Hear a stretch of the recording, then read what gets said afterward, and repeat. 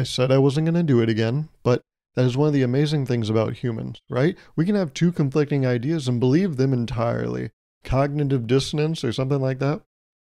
I cut my own hair again. Last week I talked about, oh, I made a bunch of changes to my body, right? Because I got a filling, I got 2 shots. I did physical therapy, tried cupping for the first time. I forgot there was one more big change I did. I cut my own hair. And remember, I said this, I think it was July 3rd last time I cut my own hair, and that was the first time I cut my own hair. I talked about how, the next week it was a little anxiety and inducing because I was like, oh no, I feel so guilty. Like, what if I screwed something up? Because over time, over the next few days, you start to see the imperfections that you left. You're like, wait, why is this thing all the way over here? Oh, that shouldn't be like that. Snip, snip. But I told myself, back in July, maybe 3 months ago now, it was cool to do one time. I'm happy with the results, but I'm not going to do it again because there's too much anxiety. I did it again, though. I'm here, and I'm here to report that I did it again. I did this myself with scissors. Why did I do it? Why do we have to ask questions like that? That's so nosy, What does it matter to you? No, the reason I did it because it's so convenient. Oh my God. I was happy with the last result, right? I don't have to drive there, take away time from work, pay the money. I can just take some scissors, 10, 15 minutes, and then boom, I get a result I'm happy with. And I got over it.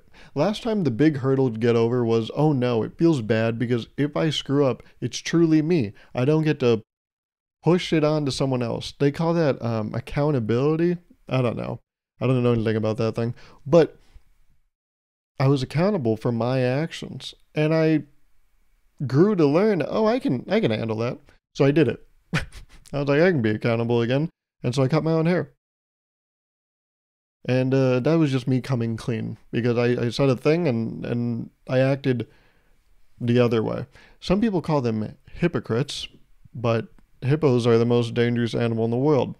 And I consider myself to be pretty docile, pretty passive person. I'm not going to go, and attack you simply because you come into my swamp. I don't know where hippos reside. Jungle? I don't know. The only thing I know about the outside world is what I learned through Minecraft, and apparently you can make chocolate chip cookies after you visit a jungle. I don't know. And I know that you can get a pet parrot actually quite easily. I don't know what the real life process is, but if you live in Minecraft, you just kind of say what's up, and it's like, I'm going to sit on your shoulder forever. I'm like, oh, that's cool. So yeah, I have to come clean about that, and I'm glad I did. And while we're on to old news, I want to say one other thing. I'm way late on this, and it's been in my notes for a while, but I'll just say it here. The demure trend, it's bad. Oh, come on, Gauruv. Don't hate things people like. But that's the thing. I'm okay with people doing it, right? Like when I see my friends post it, I'm like, oh, that's awesome. That's fun. Like it's a cool trend. Wait, Gauruv, now you're making a habit out of this thing, bud. You're saying so contradictory things. Pick a side. And I have a very firm position on this. When your mom's friend, on Facebook is doing the demure trend, she's being very mindful. When your friend, with a few hundred Instagram followers, they post on their story and they, are very demure, very mindful, that's okay. I enjoy that. I like to see people having fun. My gripe with the trend is corporations. It was too easy of a trend, and so corporations got in on it, and celebrities, which are pretty much corporations made of one person, they got in on it easily and were able to curry goodwill too easily. I didn't like that. Because, you could be a celebrity that people hate, and then you do that, and sure, a majority of people probably still hate you, but there's one sucker out there that's like, oh, they did the thing we're doing. I like them now. It's like, no, don't be fooled. You should still hate them. They're fracking. Wait, what? The company or the celebrity? I don't know. I don't know who fracks. Apparently fracking is a thing that happens in the world, and I've never heard someone say they've fracked before. I've heard something different.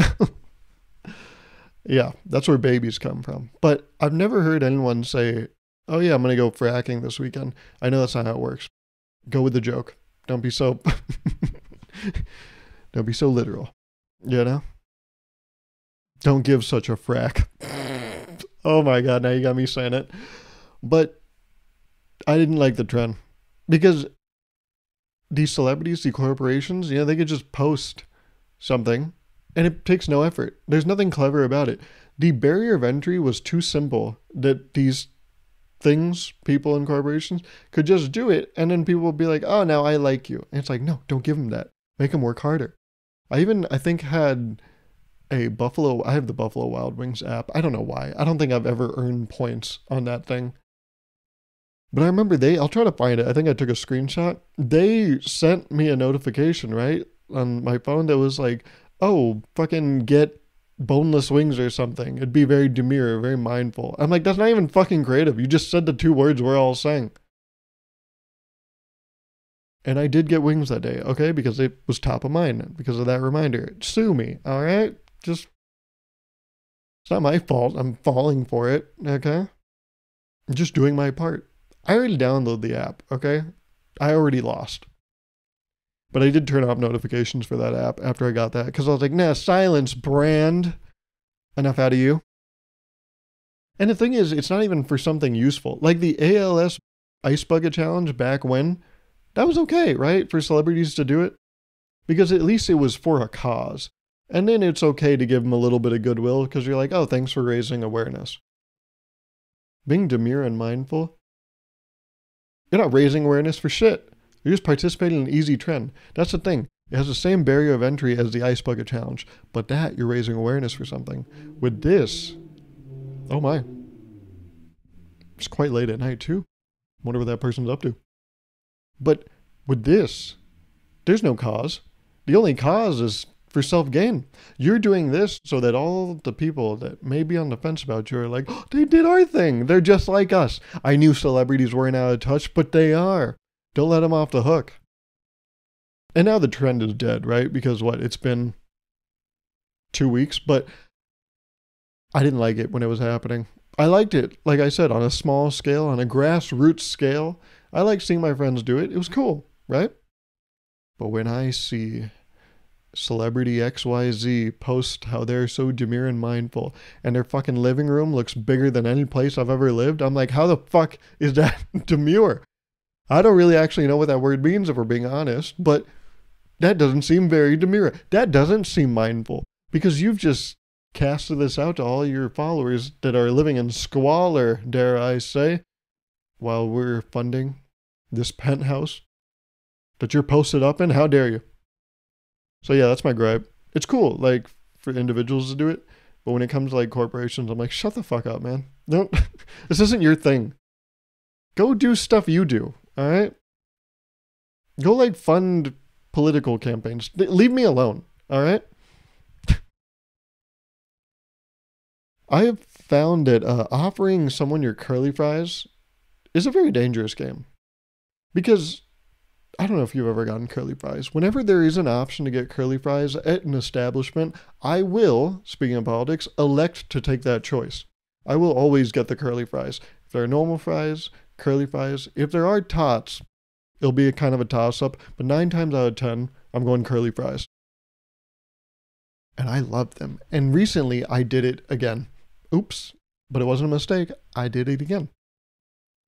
I got curly fries, and no one at my table got curly fries. But when they saw them come out, they were like, oh, that looks good.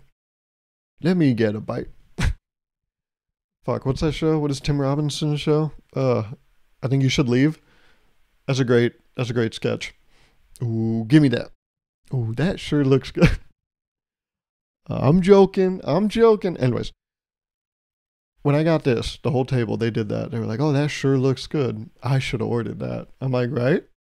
They're like, can we try some? I'm like, yeah, no, absolutely. Get in there. But with curly fries, if you're a patron of the art, if you're a practicer of the thing, you know how curly fries come. They don't all look like, the same. Some of them are just kind of little curves, right? Some of them are little, just bite-sized, scrunched up balls.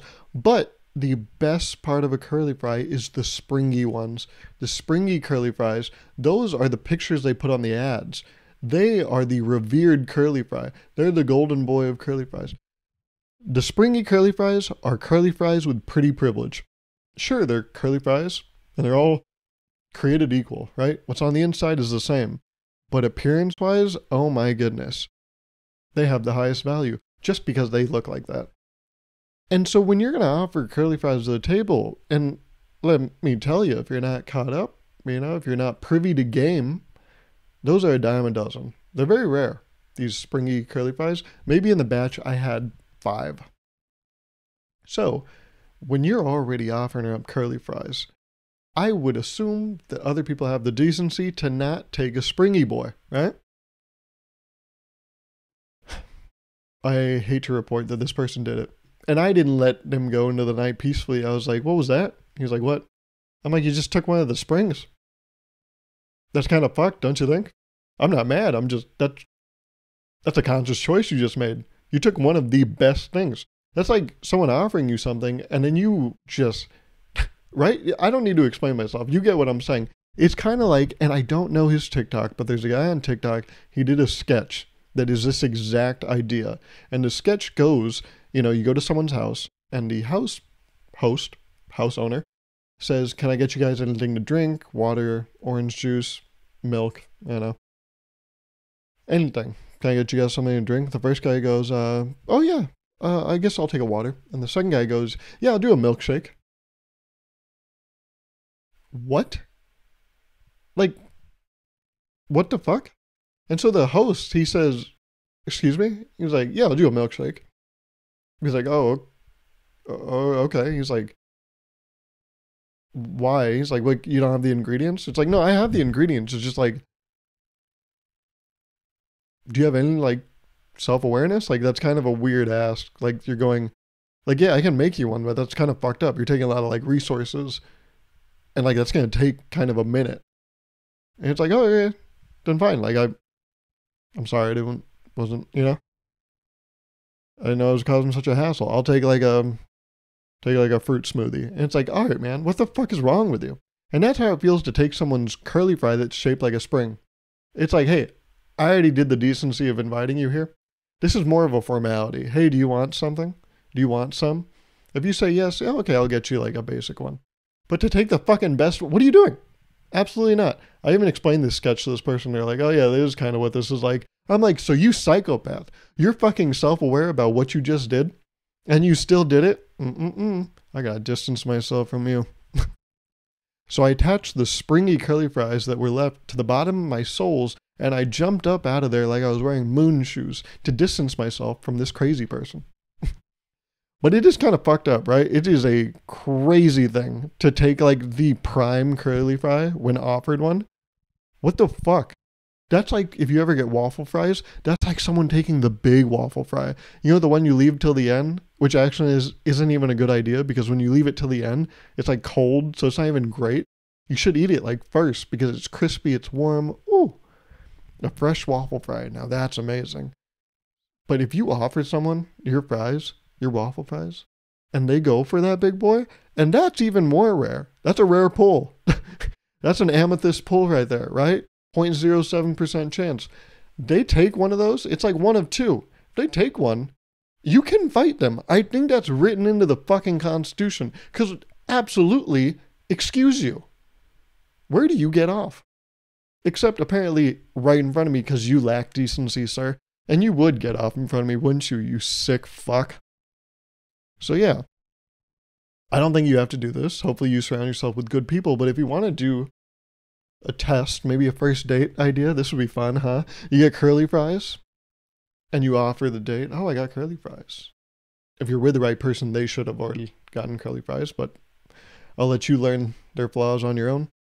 But if they didn't happen to get curly fries, they made a wrong decision when it comes to sides, you offer them curly fries. Either selection. I think it tells a lot about a person. They should go for the smallest fucking thing. Actually, you know what they should do? No, I was going to say they should go for the one normal fry that actually made its way into your batch. But even that's fucked up because that's like the prize inside of a box, right? That's the toy you get in your cereal. It's novel. They shouldn't touch that either. Sure, they have their own fries, so why would they go for that one? But that's fucked up because maybe I want to switch it up. I want that normal fry just to remind me that I didn't make the wrong decision. I made the right decision by getting these curly fries. So don't touch that one either. All right. And I talk a big game, right? I'm expressing major, not just mild, but major displeasure over this. But that's the thing, 9 times out of 10, I wouldn't say anything. Like if I knew this person well enough, he's a friend of mine, that I was like, oh, I'm calling his ass out. What the fuck was that? But like if I was just with like a group of people I wasn't too close to and they did that, I would be like, oh, okay. I wouldn't forget it. I would never forget it. But I wouldn't cause a scene. Because honestly, I'm probably not going to finish my fries. I'm not a big eater. So honestly, in the grand scheme, it doesn't matter. But it's the principle of the thing, damn it. It sends a message, right? It's the thought that counts. Yeah, I could afford to give away some fries, but it's fucked up to do it. Taking someone's springy curly fry. So watch out, folks. Stay vigilant out there. No one's safe. If you have speaking of trust, here we go. If you have a weird jump shot, I feel like it makes it harder to trust you. I don't have a good explanation for this, but I saw someone shoot a basketball, and the way they shot it, it made me... I want to be careful here. It didn't give me the ick, right? I just was like, if I had kids and I needed someone to look after them for a weekend, I don't think it'd be that person. All right, that was worse. That felt bad, right? That I just said that, but it is true. If I had a pet, right? I was going on vacation for a week. I had a pet. I needed someone to look after. I would make them shoot 10 free throws. And then I'd make my decision. Because if you're... I'm not going to... If that ball starts above your shoulders, we got to wrap it up. If you're up here with it, nope, you're not watching my dog. Get the fuck away from him. And I can't explain it, but it's something so visceral. It's like an inherent gut feeling where you're like, get away. That's cool. That's cool. You are probably a fine person. It's just when you shoot a ball like that, it makes it feel like you're going to take a very coveted curly fry from me, and I can't have that around me, you know? I'm sorry. But I'm not sorry, because I'm looking out for myself, and self-respect is important, folks. But you've seen someone do that, right? You ever see someone like play a sport or like do a certain athletic action, and you're like, oh my. Nothing happens, but somehow you like physically react. You're like, oh goodness.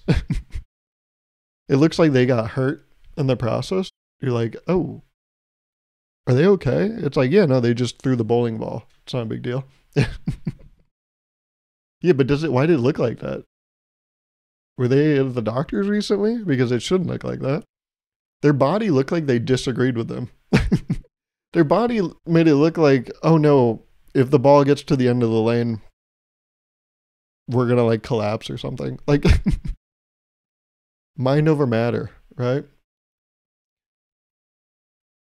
So, yeah, watch out, folks. There's a lot of distrust in this world, and I just want you to be careful. I want you to be on your toes, you know, be vigilant, like I said, because this shit is happening everywhere, and you never know who it could be. That's the thing. On the surface, these people look normal. You would never suspect them. This man that took my springy curly fry, I've known him for 3 years now. Never, in my wildest of dreams, nightmares, would I imagine that he would be a person that would do such a thing, and yet there it happened. In broad daylight. I believe it was 1:30 p.m. We sat inside, but even the sun shining through the window made me sweat. It was that bright outside. And he committed this crime, and no one did anything. I can't believe it, dude. These people, they're daywalkers. They're just all... is that a bad word, by the way? If that's offensive, I apologize. But like, I'm saying it in a funny way, where it's like they just walk around during the day committing these crimes. If that's a bad word, I apologize. That's my apology. But yes. Stay alert. Stay ready. Because you never know. That's the thing. These are very like specific cases. That's why you could never know. But you have to look for these certain things, right? Like, When it comes to shooting a basketball, when it comes to picking curly fries, these are situations you're not going to be in very often. These two situations, I think I've only been in them maybe 4 times in the past year. They don't happen very often, which is why you need to be careful when they do. And going along with the whole fries thing, there's another litmus test that you can do when it comes to fries, and you can do this with any kind of fry. If you guys are sharing sauce, if you're sharing a basket of fries, let's say you go to Red Robin, you share steak fries. You know, they bring you at the beginning. They always bring you, I think, a cup of ranch with it. And if you ask for the campfire sauce. It's a mix of barbecue and mayo, and it's very good. But they'll bring sauce, and typically it's only like one sauce to start. You have to like ask them and be like, hey, can we get another one of those? But in the meantime, right, in the interim, while the sauce is on its way, you guys both only have one cup of ranch. And a litmus test, like I said, that you can do with a person is see how they dunk their fries. Because the first dunk, it should be normal, right? That's not the test. Everyone dunks normally. I don't care how you do it, how you hold your fry, whatever. It's the second dunk. Red Robin fries are big, right? I don't think anyone's thrown down one of those in one fell swoop, right? I don't think that thing is just getting thrown back there as a whole. So people usually kind of break it into two, right? They'll eat one half and then go in for the second half. But the second half, it now has a bitten off portion and then the other portion, right? It's another I thought about it. It's an undestroyed tip. I thought of different words, as you can imagine, but I didn't want to say them because we're talking about fries here, folks. And if they go in with the dunk, with the bit off half, or like, the bit off side, get rid of them. What are you doing? I know we're probably close, right? Germs aren't that big of a deal, so it's okay. But they shouldn't be doing that. Observe when you have the option of doing an unruined end, just flip it over. Just now, see, you went like this. Now it's even perfect because I'm really struggling to come up with a word here, but like the undestroyed tip is right there. Now you're ready for another dunk, and then you can pop the whole thing. It's designed in a way to where you don't have to be a bad person, yet so many people choose to be. So yeah, there's a lot of nefarious business happening out there, and I just want you to be safe. That's all. I have everyone's best interest in mind. Okay? That's all. How many knives do you use a week? Something I'm running into is I have butter knives. You know, the ones for butter. And there's always a lot in my sink. I don't know how it happens, but I'm running through butter knives. And I think back, I'm like, what the fuck did I even do? Like, nothing I did in my day should equal that amount of butter knives. Do I have like a ghost butter knife user living in my place I don't know about? There's someone living behind my fridge? Like, why are there so many knives in my sink? I don't get it. And I wonder, do you guys run into this? And the other utensils are fine. Forks, spoons, sporks. Invest in metal sporks, by the way. It's life-changing, really. But throughout all of them, it's still knives that keep getting the most play. And I wonder why that is. Why are they the favorite child? And I think it's because they're so versatile, right? So multifaceted. Because you can use it to spread stuff. You can use it to, kind of jimmy something open or whatever. They're skinny on the end. So you can like get it in cracks and do that. You can use it to cut things. There's so many uses. I just named 3 and I was like, I can't come up with a 4th, so I'll just say etc. Yeah, cutting, slicing, jamming, and other stuff. I'm like, yeah, I guess because they're so universal or so versatile, that makes sense why they get so much play, but I don't remember it. It's like I black out when I use a knife. Murderers be like... Yeah, I don't know what it is. Every time I use a knife, I black out. I was going to make a bad joke there, and I stopped myself. See? Self-control. That's what I exhibit when I go in for another dunk with a fry, and I flip it. But yeah, how many knives do you guys use a week? Because even a week is a long time. I'm going through all the butter knives I have. I think I have like 10. I'm going through all of those things in a week. But sometimes there's even like 2 or 3 days will pass. I'll be like, holy shit, where are all my knives? And they're all in the sink. This little metal container I have in the corner, they're all just sitting in there. I'm like, how'd you guys get over here? Have you guys always been here? Did I not clean you guys last night? Like, why? How did this happen? Huh. Am I a neglectful parent? I'm sorry. Maybe that's why you guys aren't the sharpest knives in the drawer. Butter knives. Get it? All right. What are we doing? And something that knives always interact with are slices of bread, right? I think I just mentioned this. And something I've noticed about bread, this has happened in the past, and I think I've posed this question to people, but again, it's one of those things I don't know the answer to, and I haven't looked it up. I just ask other people and put it out there as an idea that, I don't know. I've observed this, but I'm not going to do anything about it. And that's why are there random loaves of bread that I buy that just have holes in them? Have you ever seen this? I buy sliced bread, right? Pre-sliced wheat bread. And like the first like 7 slices have just like a giant hole through them. I'm like, what the fuck? I can't make a PB&J with this. All the jelly will just like spill out. I'm like, why is this happening? Is someone... I know we all know the Muffin Man, but do we know what the Muffin Man does in his free time? Because, what's that? What? 6 to 7 slices deep. All right, Muffin Man. But why does that happen? And the answer is probably like, oh, there's an air pocket that forms when it rises, and that's it. But I'm gonna float this one out there like it's one of life's greatest mysteries. Why does that happen? And is there no quality control on this bread? Because if you're buying sliced bread, that's not just to eat loaves of it. That's because you're going to make sandwiches. That's the clientele for this product.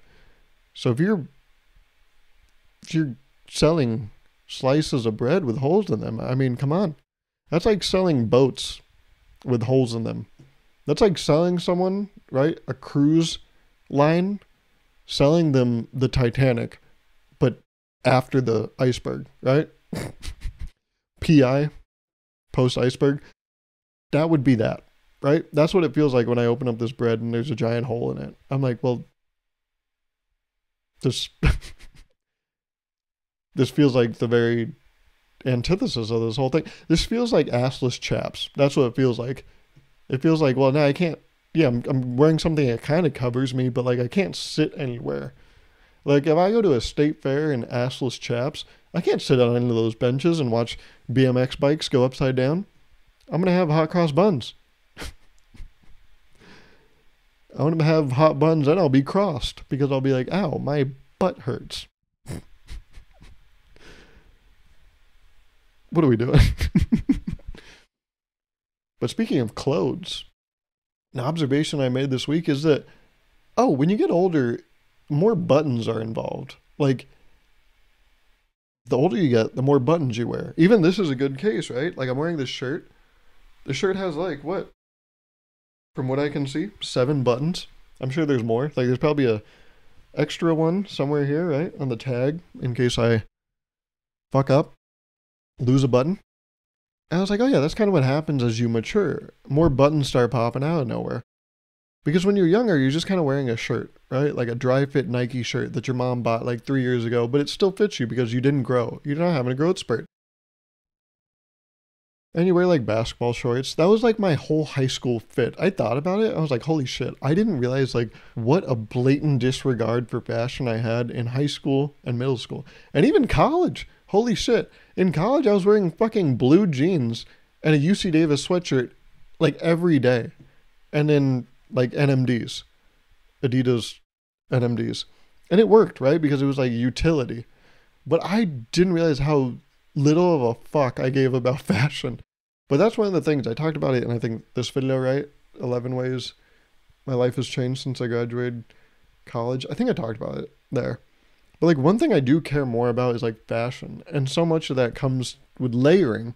I feel like when you layer, like there's so many buttons involved. Like this is a white just t-shirt, but then this top piece, it has these buttons.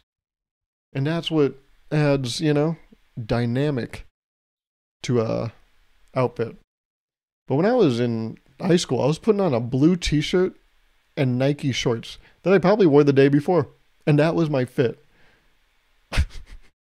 And then when it was back to school, I would see like, oh, are my graphic tees?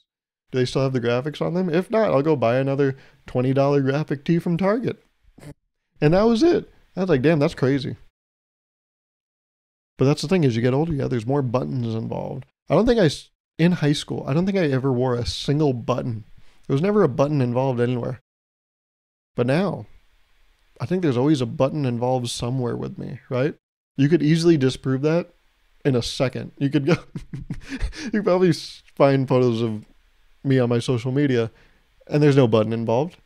But I'm going to act like that's false. A lot of pants have buttons, right? You haven't been in my pants. You don't know what's in there. But typically pants have buttons. So if I'm not wearing basketball shorts, I probably have a button involved. And I wonder, is that a conscious thing? Like, are buttons a sign of, like, maturity? I think it's true, right? Like, if you see a kid wearing, like, an outfit and there's, like, buttons involved, you're like, oh, wow, he's going to grow up to be a tailor. And it's like, yeah, well, I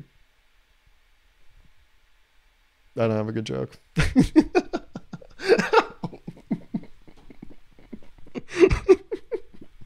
I've lost it. I only have so many ideas.